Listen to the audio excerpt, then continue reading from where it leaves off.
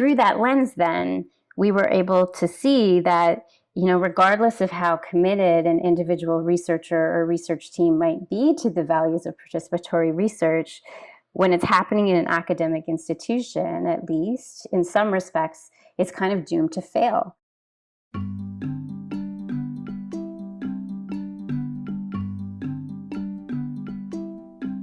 Hello and welcome to Matters of Engagement, a podcast exploring the complex world of patient engagement and partnership. I'm Jennifer Johannesson. And I'm Emily Nicholas Angle. We're excited to bring you this episode about peer researchers and participatory research featuring Lori Ross. Now, because this discussion is not really centered on patient engagement, we decided to replace Patient Partner Reflections, which is the new OSU-sponsored segment, with a separate episode that features the experiences of people with peer work and peer research experience. So that episode will be next.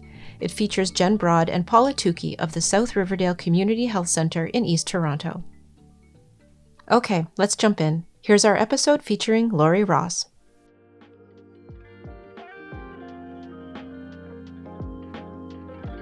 We've noticed that the scope of what counts as partnership in research seems to be expanding.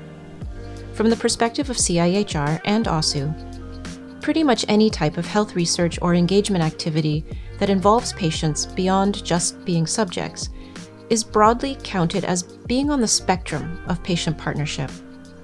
At one end, we have simple consultation or feedback, and all the way on the other end, we have full partnership or even leadership, where patients define and shape the research project from the very beginning. Right.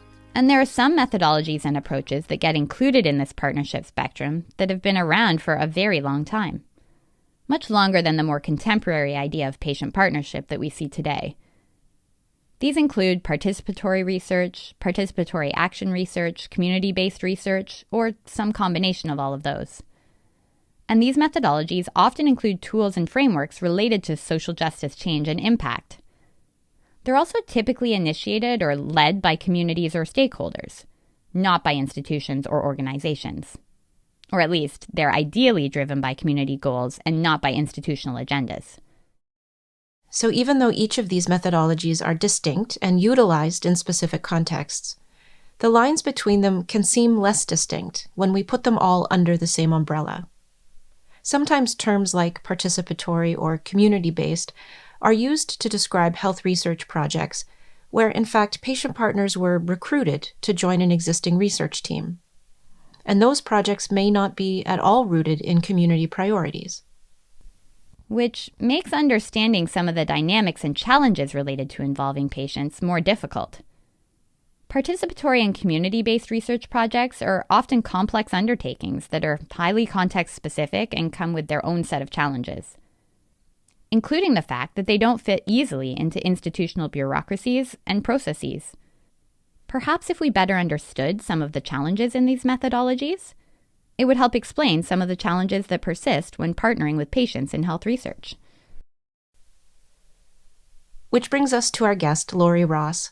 Her work is centered on community-based and participatory research projects, and the idea of partnership is just inherent to the work.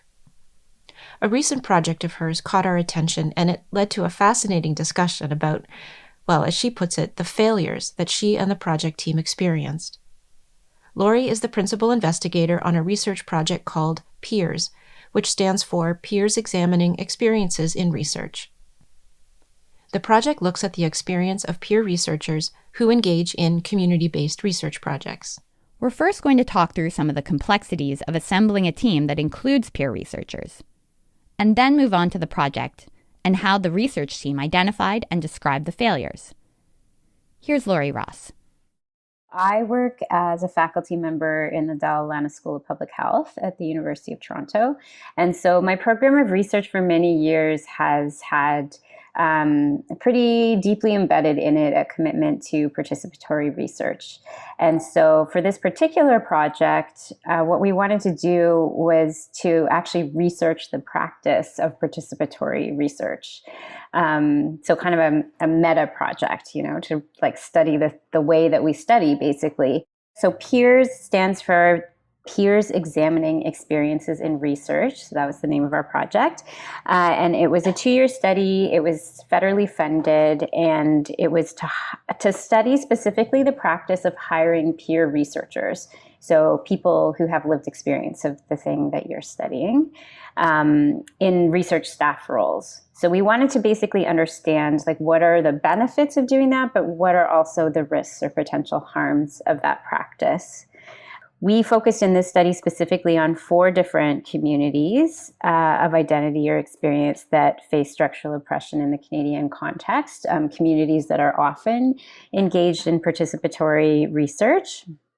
So those were mental health service user, consumer, survivor, MAD communities, communities of people who use drugs, trans and non-binary communities, and racialized communities. And of course, those communities are inherently intersectional as well. And the project itself involved interviewing 34 people who had themselves worked as peers on various research projects to talk to them about their experiences, kind of the good, the bad, and the ugly. So that was the research focus, studying peer researchers who had experience in particular communities. But the project itself also had its own peer researchers. And we just want to note that for this project, peer researchers were designated as research assistants for funding purposes. You'll hear Lori use the terms interchangeably.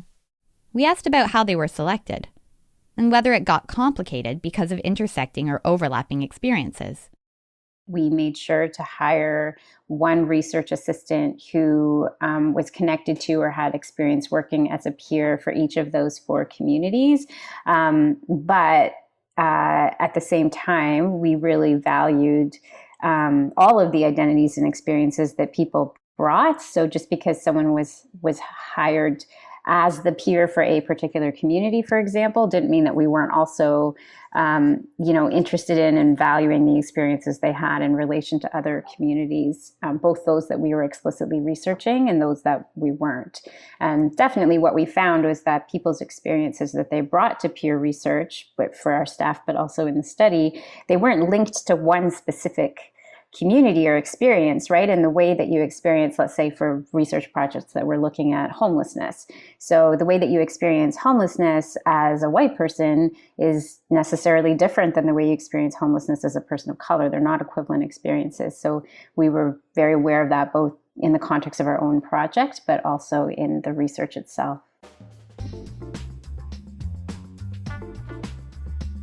We hired the folks that we hired not only because they were connected to these specific communities, but because they had worked as researchers, like they had specific research skills that we valued.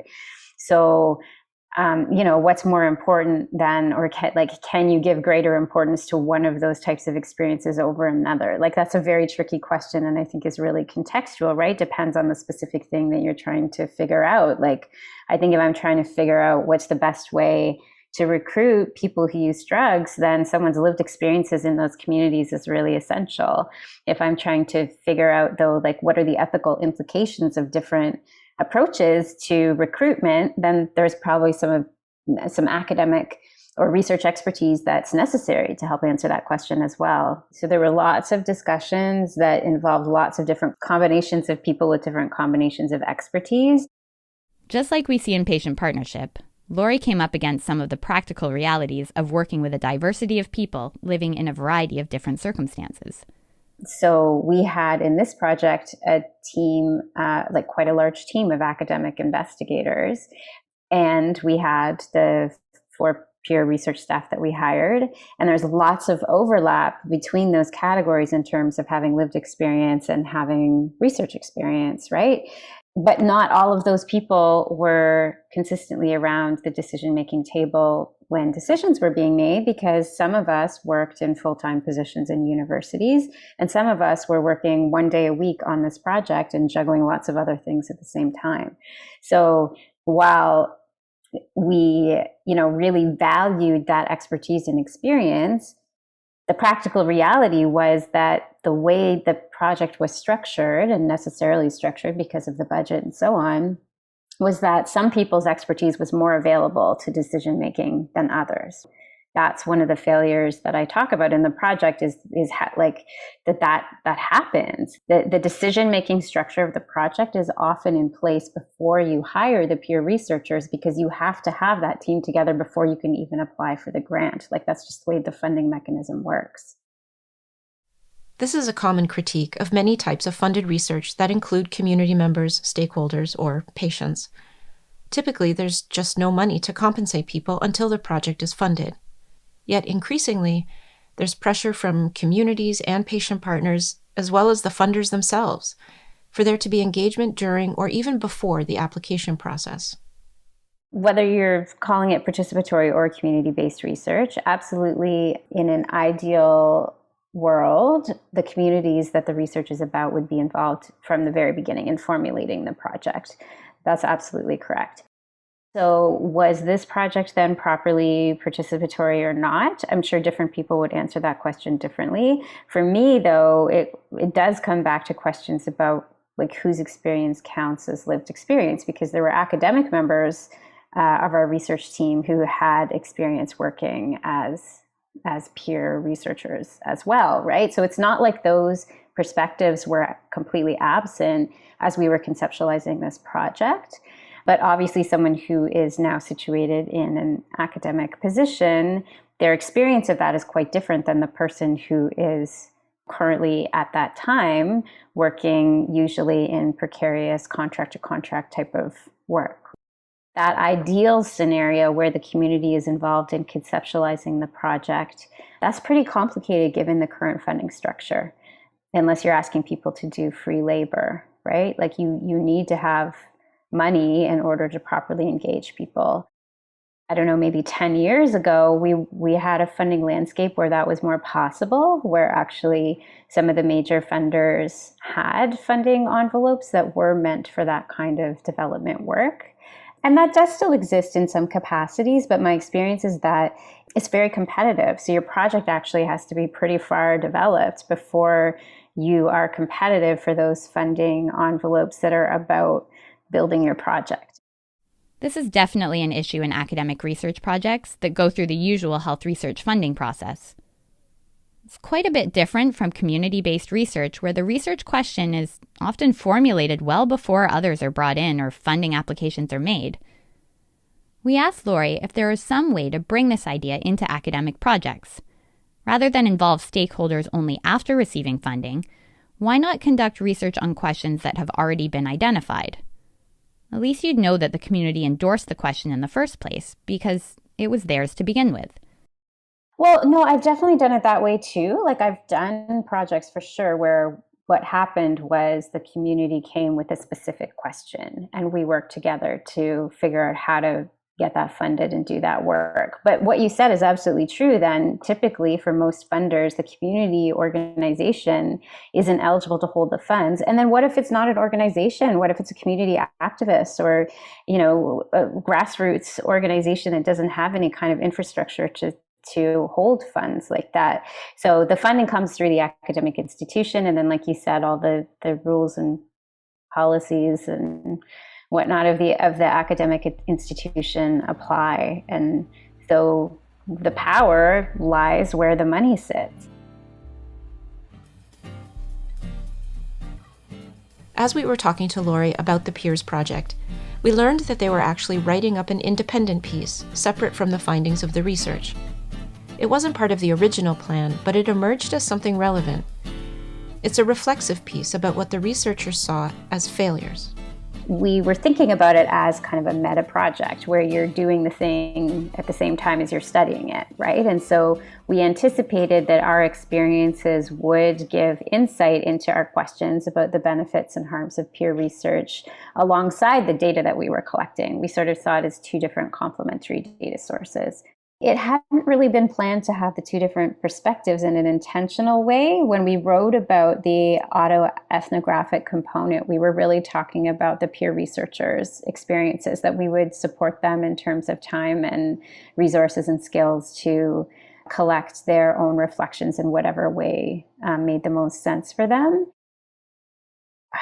Honestly, I don't remember like how exactly what happened or what the conversation was that led to Myself as the principal investigator and the project coordinator is also collaboratively recording our reflections, except that I know that it did feel like it was really necessary, both because we were asking our research staff to do this thing. So it didn't seem appropriate for us to ask that of them and not of ourselves, but also because there was so much going on in the project that we just needed to make space to talk about and to reflect on. And so our meetings that I had together with the project coordinators, they had as a byproduct that we recorded these things that we kind of were typing as we were talking, but also it was a way for us to just talk and think through what was going on in the project and just have some dedicated time together in our calendars to be able to talk together and think through some of the tricky bits as they were happening. So it started out as an activity only for the peer researchers. But Lori and the project coordinators saw the value in recording their reflections themselves as well, as they could almost observe their own behaviors and patterns in real time and come together as a group to process what was happening. We asked about the decision to write it up and to focus on failures. How did that come about? We definitely imagined the peers' reflections to be a knowledge translation piece, that there would be things that we could learn for that we could hopefully share with others who were doing this kind of research. I wasn't really sure what we were going to do with our reflections, like as the PI and the coordinators, for a while. Like it took a while to kind of sit with it and think about it. And then it just happened to have a call for papers circulate that just really fit, like in terms of understanding the complexities of social justice research methodologies. That was actually the impetus to go back and really look at it and think about what we could say from our experiences. Okay, so this is a good moment to mention our decision to only speak with Lori at this point. We went back and forth about this. Shouldn't we also speak with the peer researchers about their experiences as well? Well, maybe, but we decided not for this episode. As Lori mentioned, there has always been an intention for a knowledge translation piece related to the peer researchers' experiences, and that may still be forthcoming. Right. Lori's reflections are her own, and she was very cautious about not representing others' perspectives. So for us, the idea of contrasting or comparing perspectives didn't feel right. And it also didn't feel right for us to be initiating a dialogue that the team wasn't currently having, or maybe wasn't prepared to have at this time. However, we did wonder about the extent to which the peer researchers may have been involved in contributing to this particular paper on failures. Did we debrief? Like, we had lots of conversations along the way. Would I consider them to be conversations that debriefed this piece? Like, probably not. I mean, some of the failures that we experienced in this project had to do with the reality that the team mostly was never together in the same room at the same time.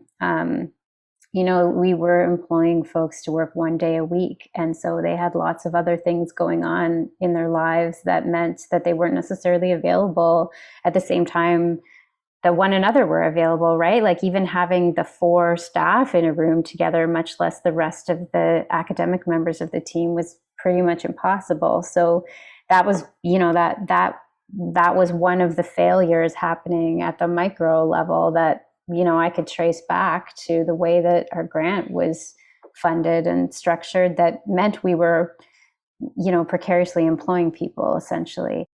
Lori mentioned failures at the micro level.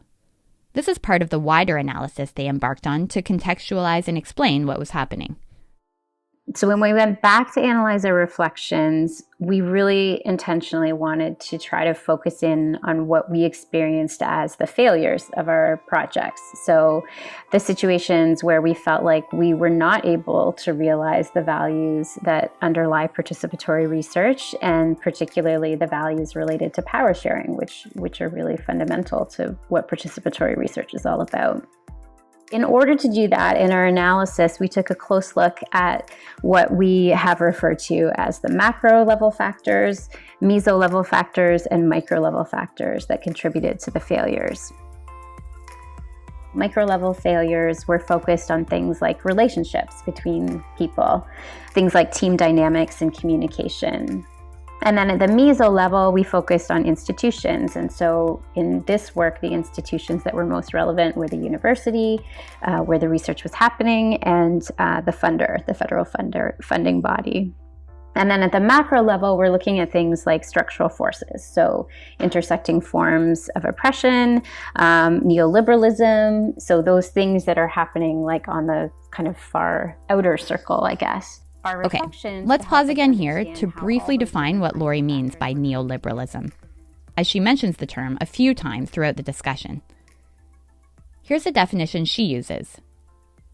Neoliberalism is the ideology that values free market competition above all else, resulting in policies that support privatization and austerity.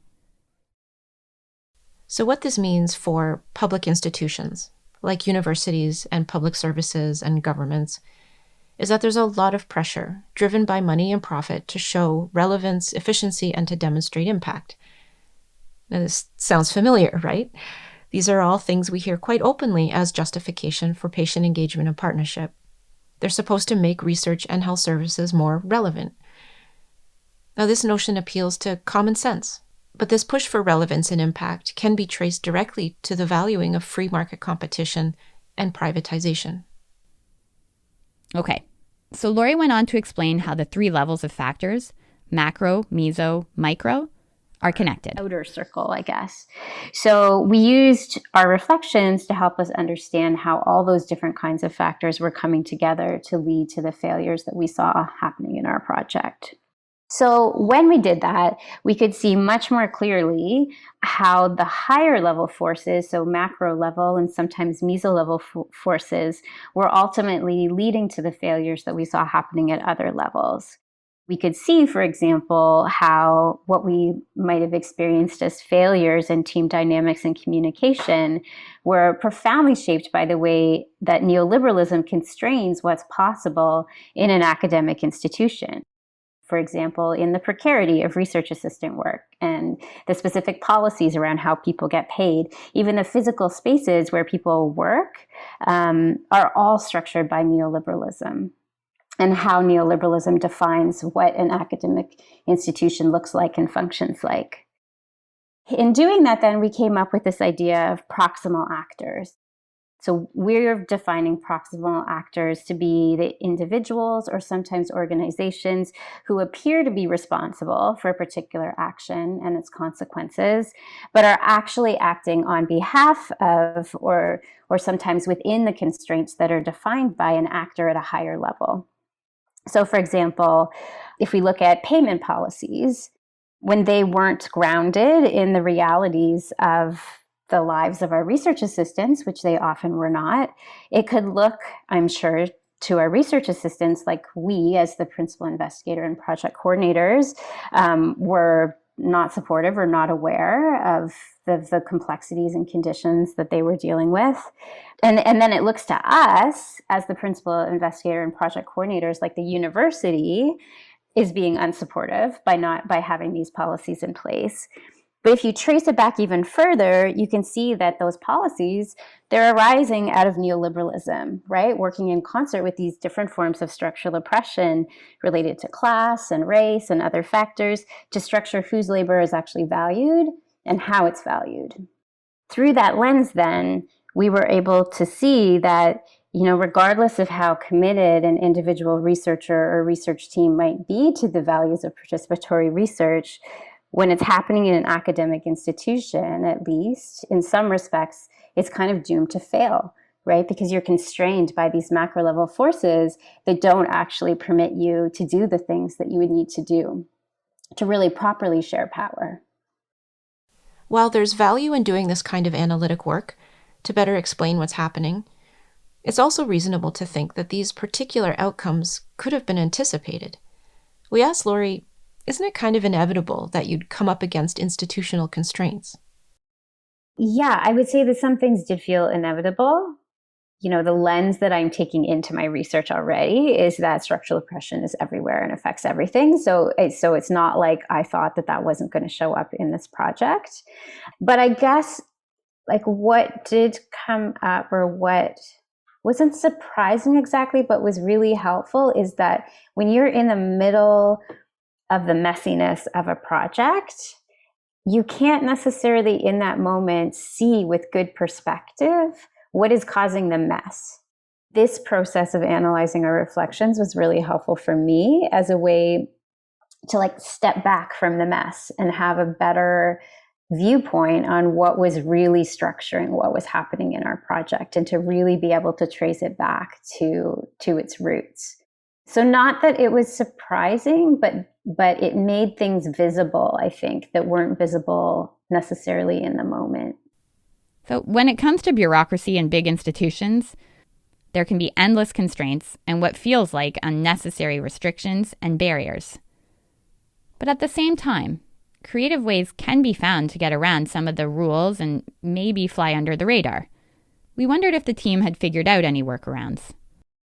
Yeah, it's a good question. I felt like there was no space. And I felt like the project coordinators worked so hard to look for wiggle room, and even that the university staff, like the administrative staff, really also felt like these policies weren't working and wished that they were different, but it wasn't within their control and it wasn't within our control, and it just felt like there was no wiggle room, no matter how hard we looked, and no matter how well-meaning the people who were answering the phone on the other end were about it. It really felt like these things were non-negotiable. And I think to your point about like we'd all been through this before, it's true, and yet at the same time, I think there was something about the fact that this was a study of participatory research that probably quite understandably so led our staff to expect that things would be different this time, right? That even if they had not great experiences doing research with large institutions in the past, that it would be better this time, because we were setting out to do this study with a very critical lens on participatory research in the first place. And I hope that in some respects it was better. And I totally acknowledge that in other respects it was not. I think most large institutions would assume that paid employees or workers would have things like government ID, bank accounts, credit cards, a permanent address, things that allow for traceability to enable reimbursement or payment or other types of employment-related requirements. But when working with a diversity of people with a wide range of personal experiences and situations, this assumption can create barriers to hiring and retaining the exact people who may be best suited for a particular role. It's a frustrating wall to come up against. It's a huge institution. How could this not have happened hundreds of times before? But that's what it felt like. It felt like everything we encountered seemed like the first time. When you're funded through a federal funder, there are really strict reporting requirements and potentially auditing requirements. And if you are found to have used funds in ways that are not consistent with the funding regulations of the federal funder, then you will no longer be able to hold federal research funds. So, as an academic researcher, that's pretty serious business. Like there are certain accountabilities as the principal investigator you hold that it would be very risky to not follow pretty strictly. I think we probably all find ways that we feel are safe enough to work in the gray areas that you're talking about. But with federal funding, I think those gray areas are not very gray. Like it's pretty black and white. Thinking back to some of our conversations about patient engagement and partnership, a common theme is honesty and transparency.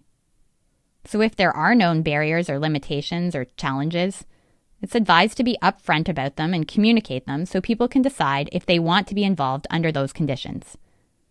So in this conversation, we said, well, if this is how things are, maybe just be honest with people so they know what to expect. Yeah, I don't know. I don't feel like a lot is solved in that. I think it's definitely better to be transparent than not to be transparent. I think it's very unhelpful to set things up, set up expectations for anyone that participatory research is going to be able to have, really true proper power sharing if the money's all sitting in an academic institution. So not to say that transparency is in any way bad, but it doesn't actually solve any of the problems, right? Like, does it really help for me to transparently say I can only give you a 6-month contract because that's what the institution will allow, even though I have funding for 2 years? Like, no, it doesn't actually help anything. My research assistants are still going to feel like they need to be looking for other work just in case something happens and their contract doesn't get renewed. Do you know what I mean? So it's like we can be transparent about these things, but it doesn't actually, I don't think, solve any of the problems that they create for people. These are big, intractable problems that Laurie is describing, a bit of trying to fit a square peg into a round hole. And it would definitely be easier to just shrug and say, well, we're doing our best. But this reflexive process that Laurie and the rest of the team have embarked on means that they can't or won't let themselves off the hook. Being honest doesn't fix anything. It just maybe avoids further compounding problems. Which brings up a more fundamental question.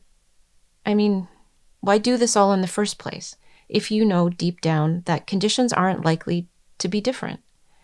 We asked, and it's a question that Laurie sits with every time. After every participatory project that I do, I go through this period of disillusionment where I'm just disappointed that things did not go the way I wanted them to go. And I kind of question whether this is the way I should be going about trying to answer the questions that I'm trying to answer. And then I seem to forget or I feel like it's not ethical to do certain kinds of research without being engaged with communities who are affected by the research. And so when I write the next grant, I write it as a participatory study anyway.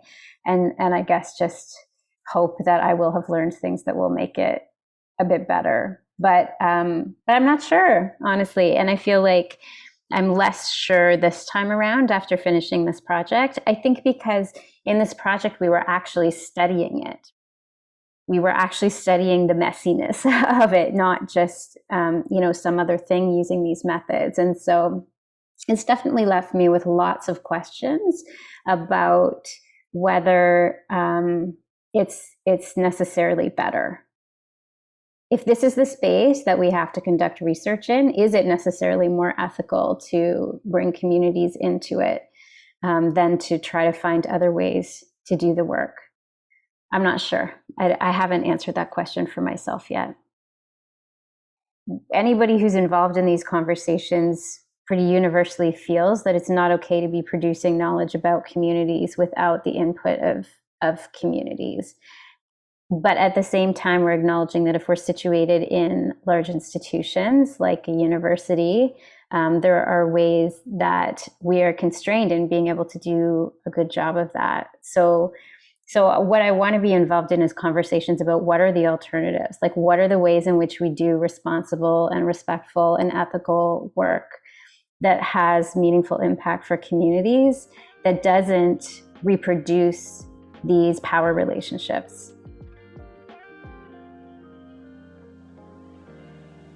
Hi, Emily. Hey, Jen. We covered a lot in the conversation, so let's just pull out the things we want to highlight. So first of all, I was really struck by the discussion about the concentric circles of different forces, with micro in the middle, surrounded by meso, which is surrounded by macro. And along with this idea was the notion that each of the inner circles were proximal actors for an outer one. Now, these are complex ideas, but even just on the surface, I think this sheds some light on why things can feel so frustrating, even when it seems everyone is just trying to do the right thing. Basically, I think what's happening is that the people who experience the most frustration are perhaps the least empowered to make change. And with this framing that Laurie described, I'm not even sure it's ever clear who is empowered to make change. Now, this wasn't something Laurie said, but I'm guessing that's part of why these conditions persist. It's almost impossible to identify who or what is responsible for creating inequities in the first place. I mean, what does one do to hold neoliberalism accountable? I'd love to dive into this more, but we should probably wait until the research team has completed writing this all up and the work is actually published. So hopefully we can return to this in another episode. I'll move on to the second thing that stands out for me, which is the way academic funding works. It just doesn't support early involvement by community members or stakeholders. Yeah, and it's the same with SPORE and generally CIHR funding as well. CIHR is a strong proponent of patient partnership, and they often require the engagement of patients in the research process. But patient partners have been pointing out that early involvement just isn't possible without expecting free labor. CIHR guidelines kind of acknowledge this problem, but don't really offer any real solutions, and most recommendations rely on financial policy changes at the university or academic hospital where the research is based. I've experienced these barriers on a number of projects and definitely resonate with a lot of what Lori described. Like we've talked about so often before, it feels like the mandates and the enthusiasm are there, but the structures to support it are not. So what was one of the key things that stood out for you? Well, I'm interested in this part about identity and community representation. We've touched on this in several other conversations, that people can get hired or recruited because of their lived experience, or maybe because they're members of a specific community. But then what happens when they're now engaged and contributing? What are they bringing to the discussion, and how is it valued? I mean, obviously people bring their full selves into each experience, but is that how others see it? Yeah, I think people can get labeled as representing a community when in fact they never signed up on that basis. And it gets especially fraught when there are maybe unstated diversity goals, or maybe people feel they're being tokenized. Now, in the Peers Project, there was a high degree of transparency about the recruitment process and what the goals were, but that's not always the case. And there's also this issue of who counts as a community member. Lori described there being a lot of overlap between these categories of people with lived experience and then the academic investigators on the team who were involved from the beginning. Is there a point when someone becomes so embedded in the institutional structure that they can no longer be seen by the team as community members? This issue certainly comes up when we consider who can be called a patient partner and whether people can wear those multiple hats we often talk about. Okay, so I did also want to go back to one of the ideas we led with at the beginning, about how terms get interchanged and how we kind of forget what's what. I know this is unusual, but let's bring in something Lori said that didn't actually make it into the earlier part of this episode. And it has to do with differentiating types of research and whether or not peer researchers constitute a community. Question. I think that's probably part of why we went with the language of participatory research rather than community-based research in this project. I think you can define community in lots of different ways, but that I don't think peer researchers necessarily consider themselves to be a community. But the project was participatory from the perspective that we had folks engaged in doing this work who had had that experience. And then layered on that is the reality that the folks who tend to be engaged in peer research are engaged because they have particular lived experiences that are sometimes connected with what we might more typically consider a community. I wanted to bring this quote in here because I really like the careful consideration about definitions, especially around notions of community. In patient engagement and partnership, I think we use the term community to just mean, well, everybody else. And I guess that varies depending on who's actually in the room, but it is a very institutional view on things.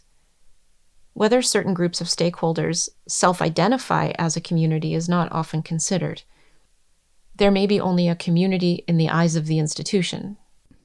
Well, this all really highlights just how much of a disconnect there can be when community-based or participatory methods are brought into an institutional context. Whether that context is a university, like the Peers Project, or a hospital, like is often the case for patient engagement projects. There's almost an inherent misalignment of priorities and goals, and a lot of energy is spent trying to work around barriers. Lori used the term doomed to fail at one point, and, well, maybe she's not wrong. It also brings to mind something I'd read recently about basic principles in this kind of research. And the first one is, do no harm. This is hard to reconcile with the kinds of experiences we hear about. Yeah, I think it's worth returning at some point to all of this.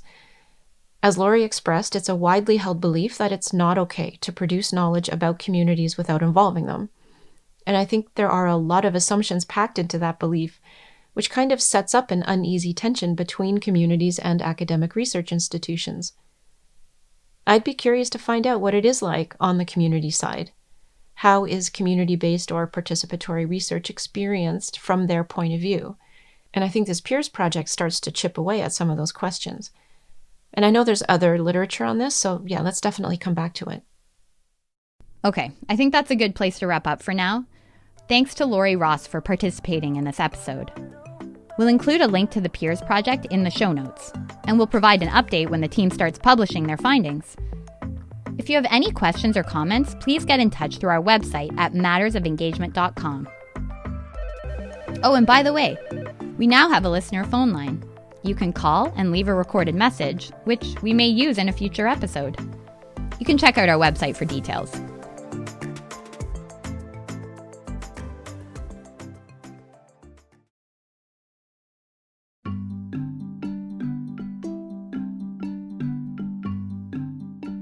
This episode was written and produced by Jennifer Johannesson and Emily Nicholas Engel, with generous financial contribution from the Ontario Spore Support Unit, or OSU, which is jointly funded by the Government of Ontario and the Canadian Institutes of Health Research, or CIHR. The views and opinions expressed in this episode belong solely to the producers or their guests and are not to be considered endorsed by OSU, the Government of Ontario, or CIHR.